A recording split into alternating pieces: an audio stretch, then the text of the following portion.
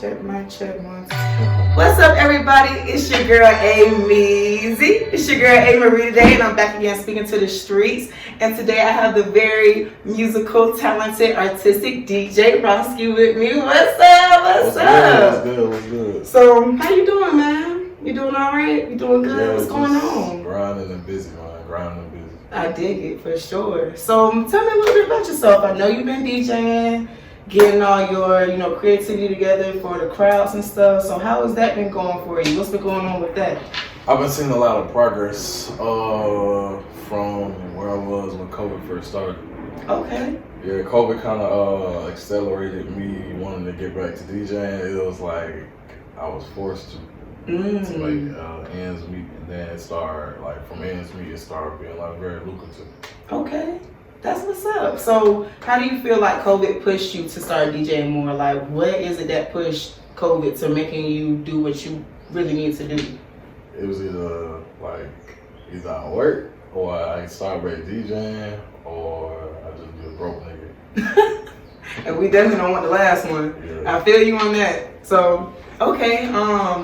So where do you ultimately want to go with DJing? Do you want to own a couple clubs? Do you want to? Yeah, I want to do everything. To be honest, I'm I like to dip my hand into everything. I want to own about 2 major clubs. I want to DJ overseas. I want to DJ for a festival.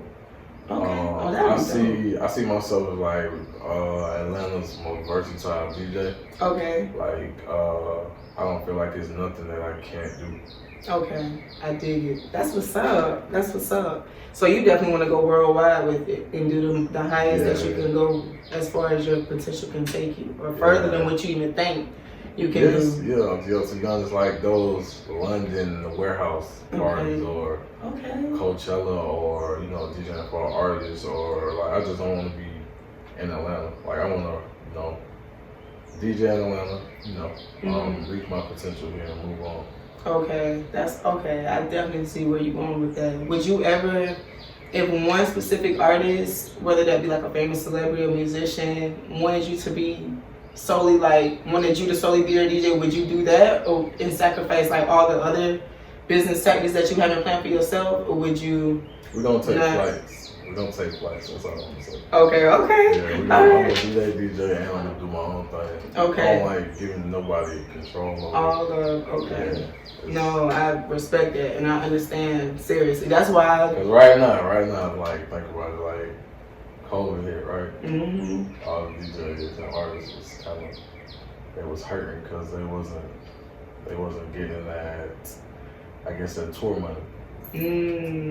Oh, okay. Yeah. So that's what happened. And then everybody came back to the city to try to, DJ. Okay. That makes sense. That makes a lot of sense. And that's where COVID kind of messed up the people that were already in contracts with people, such as everybody losing their job. So basically anybody with a job that had anybody looking over. Okay, that makes a lot of sense. That's very smart. That's strategic. I like how you are looking ahead and taking the details from what happened and avoiding that by doing your own thing and overcoming the pandemic by doing what you love the most. Yeah. So what inspired you to start DJing? So when I was little, I always used to like collecting music. Okay. And I used to just listen to other music, Black Eyed Peas, Under 3000, Big Boy, from Gucci Mane, Webby, Lil Fat, Gucci Mane mixtapes. I used to collect other music.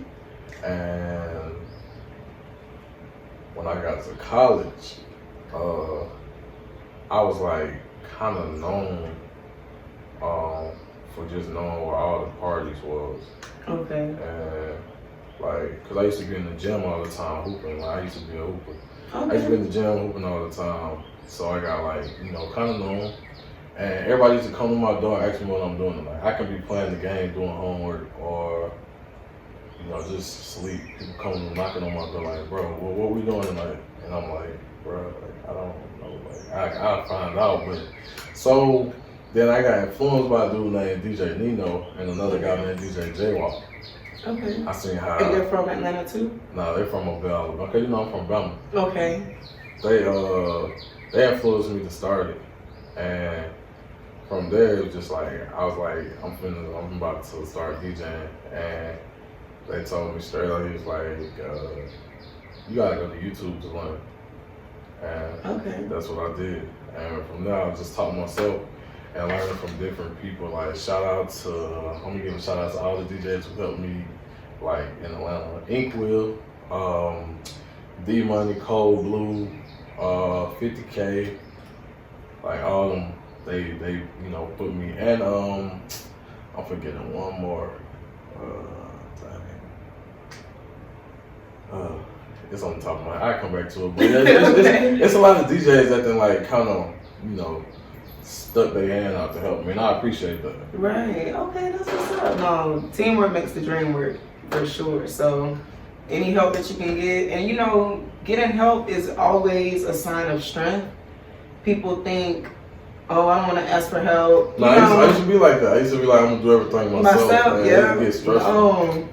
And you gotta look at it like when restaurants need help, what they put a sign on their door, need help. Like you have to understand that asking for help is a sign of strength, is a sign of prosperity. It's a sign of like continuance. Like you want to continue to be better, you want to grow. So I'm definitely glad that you understood that, and you have a lot of people that were on your team that helped you become who you are now, and for the future to become even better. Because that's what really life is about, continuing to become better and better each day. So that's what's up. I applaud you for that for sure.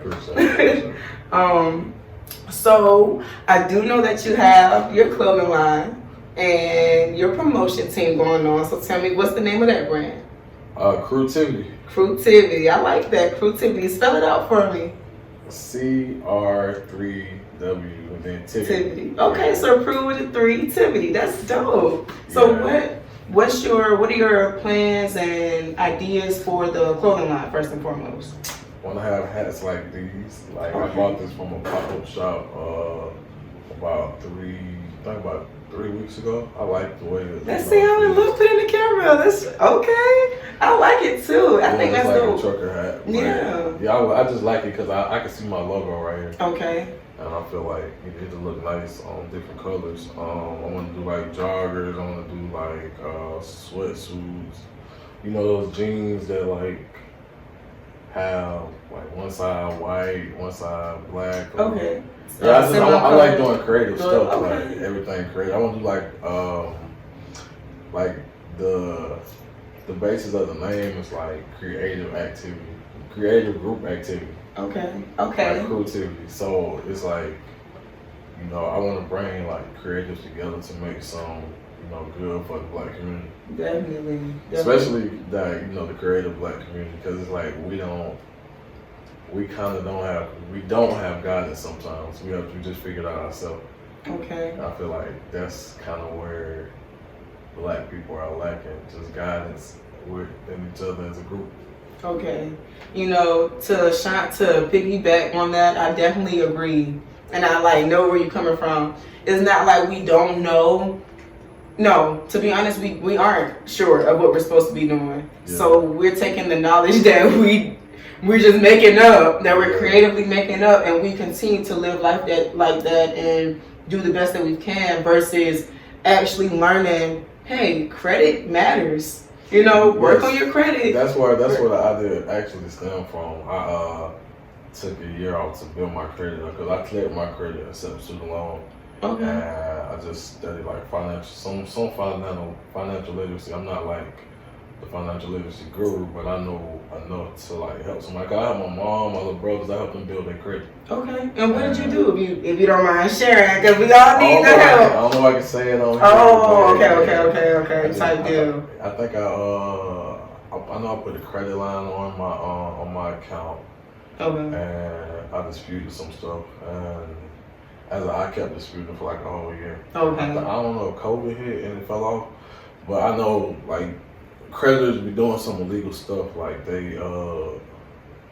I disputed it. It stayed off for 2 months, then they added it back with another creditor. And know where you're coming from. Okay. Yeah. Well, in addition to the credit thing, but you see how you had to get some information and figure out how to share it amongst, those who you love. That's what we're not getting. The majority of us, we're not getting information to share with everyone.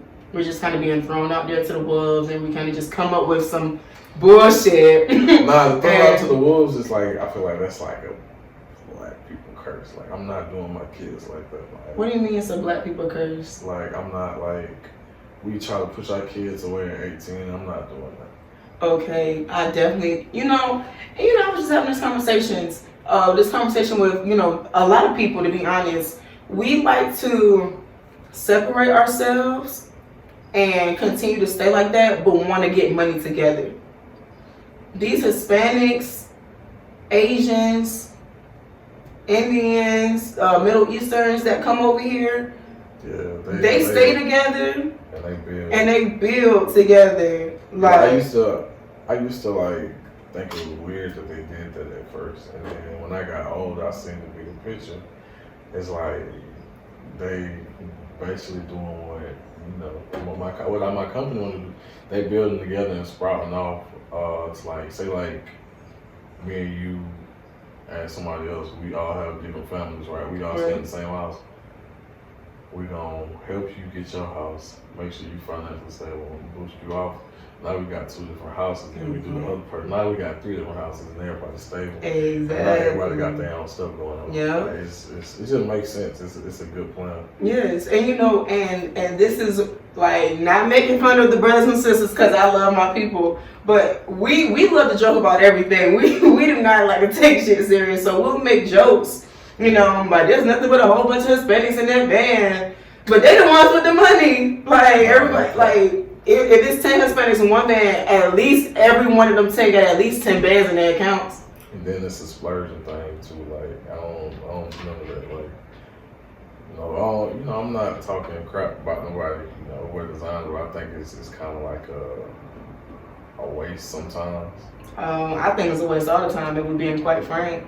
Because I feel like, as melanin Americans, I feel like we are very concerned on being trendy. Yeah, I feel like, it might somewhat be like validation. Like validation of money to show people that you have. But see, that's what I'm saying. It's way more people out here that wear name brand that don't have money. Yeah. Like, when you study billionaires, trillionaires, they don't talk about name brand. Bill Gates and them, when you see them on TV and stuff and interviews. Well, I gave up my car I gave up the more expensive car to get a cheaper car that was more reliable. Yeah. I had to make a life-changing decision. I'm glad I did, though, to be honest. Yeah, but you see how you'll be, well, not you specifically, but you'll be, like, for an example, I don't know what type of car you have, fashion. Well, what type of car did you have, since we're talking about it? I had a VA Blue Dodge Charger. Exactly. So you want the Charger, the fast Charger, the Mustangs, the Jaguars, the I'm saying that's Benz. like an expensive car, but it's like, it's a nice looking car. Yeah, I don't want that car right now. I got I'd rather have that. Ain't nothing wrong with Acura's last, honey. No, I know. They not cheap, but they cheaper than the Charger. Like, the Charger was breaking me like 800 for tires. And you were paying car payments too, weren't you? Yeah. And insurance. And my insurance, then I had driver history. Oh. Because I was a little rebel. Okay. So I was paying 500, car number 500 insurance. That's rent on one car. Hold on, not done. Then, oh my God. Oil changes, got down. Maintenance when stuff was breaking. That's why I was like, nah, I gotta. I felt like I was trapped. Like, I had to work. Yeah. I don't like that. I don't like being forced to do stuff. No, I understand. So. And sometimes you have to realize, like, how important your freedom is to yourself. Some people are willing to sacrifice their freedom for the money, but it's nothing like sacrificing nothing for freedom and money. Yeah. Because when you sacrifice nothing, you're doing what you love, which is why I commend you for just being the DJ. I commend you for just looking at the bigger picture, understanding that you want to do what you have to do, which is the smart decision on realizing, like, hey, I'm not going to pay any car payments Let me go get in the car. Your car now is paid cash all to yourself. Oh yeah, right? I bought that cash. Yeah, Exactly. yeah, Same with me. I have a cash car as well. And like my friends now, they're like, yeah, I think I'm gonna make car payments. I'm like, nah, I'm good. We're all young, so you know your insurance gonna be high as hell for one. For two, you have to pay the car payment in addition to insurance, which is 9 times out of 10 double. You know, so if your car payment, what you saying, your car payment $500, insurance $500, 9 times out of 10 is gonna be double. So think about this. My car insurance was, at first it was $580 because I had just came off suspended license, and they said I need the driving history for it to drop. So for 2 years I'll be driving my car. Insurance is $500. So it's like I had to go through that, but I set myself back by being stupid and thinking I'm higher than the government. Like I'm just like, now it's like, yeah, no, I understand. I had to come to a point where it's like you can't beat the system. You gotta learn how to finesse it, like, you know. Okay. The other people do. Okay. You know, I understand. And you know, you said a lot when you said that, like, and I don't want to have that mindset like we can't beat the system, but it's what you said. It's not like we can't. No, but you know what? We can beat the system if we all come together. You know what I'm saying? You don't want to beat the system. You want to learn how to play the game. You do want to learn how to play the game, but sometimes enough is enough. Like, why are we paying for water? We're never gonna run out of water. Yeah. Like, never. This water's not going anywhere. Anywhere. Like, you get what I'm saying? The earth is 75% water, so it's like, all right, cool. They won't make us pay for water, right? Right.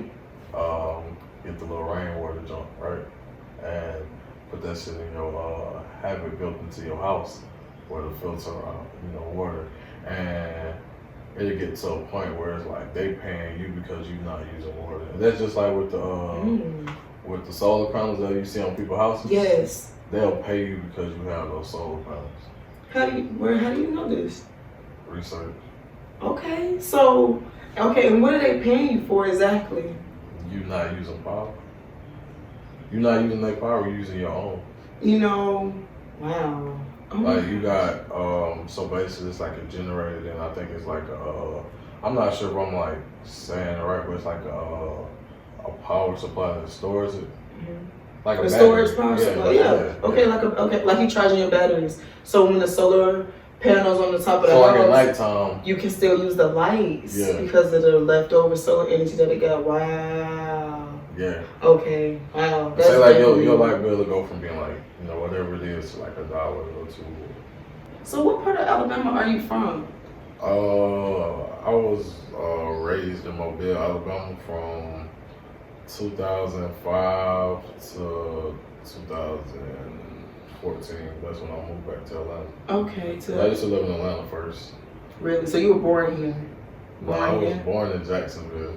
Oh wow! So you just all in the South, yeah.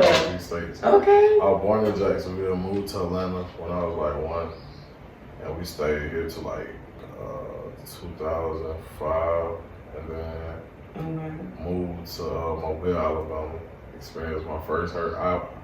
That's why I feel like New Orleans people, when they be like Katrina, like that was my first hurricane. Yeah, I had to sit through Katrina, but it wasn't as worse as them because they was below sea level then. Went to college for 2 years, found out like that wasn't for me because I ran into some racist teachers. And then I moved back up here to start my career. So, what did, even though like you were going through racism and stuff with your teachers, did you learn anything positive that made you grow as a person?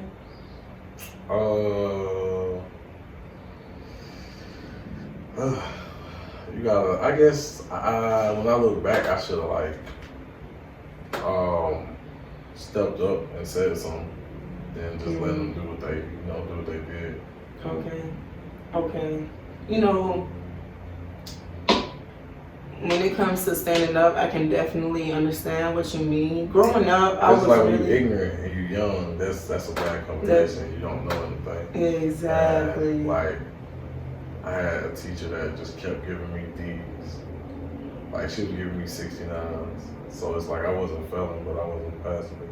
Yeah, D's weren't passing? Oh wow, these were passing at Georgia State.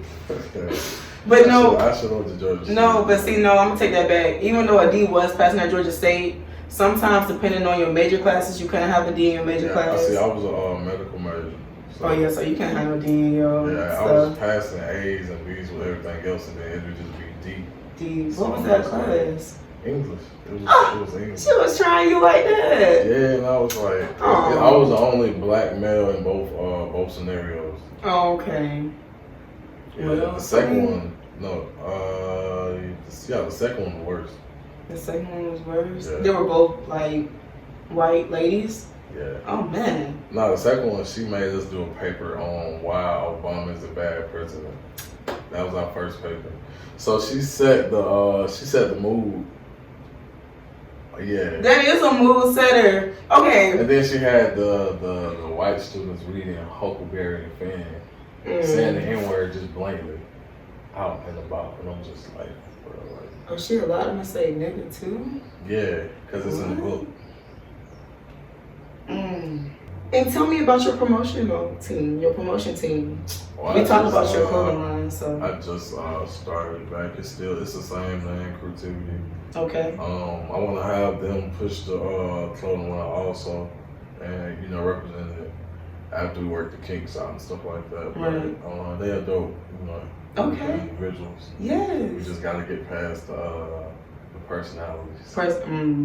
No, as long as the team goal is made clear, the personalities that's just gonna wash away, because even the people with the most stankiest personalities, they still want to continue to move forward in life, so they eventually gonna drop it to grow. So don't even worry about, from my personal experience, don't worry about the personalities unless you feel like the personality. I actually learned that from a song. Yeah. I think it was like Snoop Dogg talking to K Count. He was like, you have to continue to grow in progress, and your homies might grow in progress with you, or they might not. And if they don't, if they're not growing, they're gonna want you to come back down to where they're at, and that's gonna stop you from growing. So you gotta grow. And if they don't grow with you, they just not gonna have to fall off and go their own route. And there's nothing wrong with, and I'm realizing that for myself, like. In life, you have to do what makes you comfortable, and you have to do what's going to help you stay focused. Now, sometimes you can work through the personality headbutts, but sometimes if you really feel like it's not good for your spirit, it's not good for your team, and you feel like you don't want to move forward with that person, you have to trust your intuition and just follow through with that. So I totally understand what where you're coming from. That's why I don't be tripping about like, I guess losing people. Okay. Or like cutting them off and stuff like that. Like, I understand. It's no hard feelings. It's like we don't see eye to eye, or we don't vibe, we don't mix right. So we can go our own way, walk our own paths. No hard feelings against you or anything like that. Right. Do you feel like? How do you feel? Have you had like a example or like an actual life situation where you had to like cut somebody off? What did you have to like? How was that for you? Like, how did you cut them off? Like, did you just straight up tell them like we wasn't progressing together? And I feel like if you trying to build like a personal relationship, a business relationship, and you're not progressing, we're not helping each other progress. Right. Like, I'm noticing that when you're around, like, I get lazy, or I don't stick to my diet, or I'm not working on my stuff. Yeah. But when you're not here, I am being very productive. Yeah. So it's like, it's a spirit thing. Yeah, you're not, I guess, good for my soul. So it's like you gotta, move around. Yeah. You do your own thing, I'm gonna do my own thing. No hard feelings, but I don't think we, mix well. Yeah. And I feel the same. I've gone through that personally, and my problem is I used to be like a yes man for that real. Was me. That was me in college, and I had to start saying no. Exactly. And when you start saying no, didn't you find yourself happier? Yeah, it'd be a funny feeling in your gut, though. I ain't gonna count. When you first started doing it, you'd be like, nah. You be nervous, like no. Nah, bro. But then when you see the outcome and you see like that you were more comfortable because you said no, that gives you like the power to continue saying no. You But know. I'm glad I started doing that before I got to Atlanta. Before I got back to Atlanta. Okay. Yeah, In the city, it's a whole different vibe. You got way types of different people that's experienced for opportunities. Mm-hmm. Yeah, it's a lot. And there's nothing like having an opportunist on your team, for real. Because when you have an opportunist on your team, there's a lot of things at risk. Yeah. Like, seriously. They just ask for themselves. But, yeah. You know, life happens. Learn from experiences. You have to go home about your business. For sure. I definitely understand that. I agree. I for sure know where you're coming from. So, you know, just to wrap things up, I really appreciate you for coming out. No problem, no problem. Let me know about the show, like what future shows and what major events do you all have coming up. Like, I know about the Tuesdays in Buckhead, so definitely gotta catch up. Right now, it's located at Sahara Lounge. Okay. On Bar Road. It's spelled Pharr Road. Okay. And I'm at Crave every Saturday on Little 5 Points. Okay, Little 5 Points is a vibe. So where can we reach you at? Where can the audience reach you? Like, what is your Instagram, Twitter, Facebook, Snapchat handles? Everything is at T3DDYPAP1. Now make sure y'all come to Atlanta, man. It's lit here. Period. Come to the big A. Peace up, A-Town down. You dig?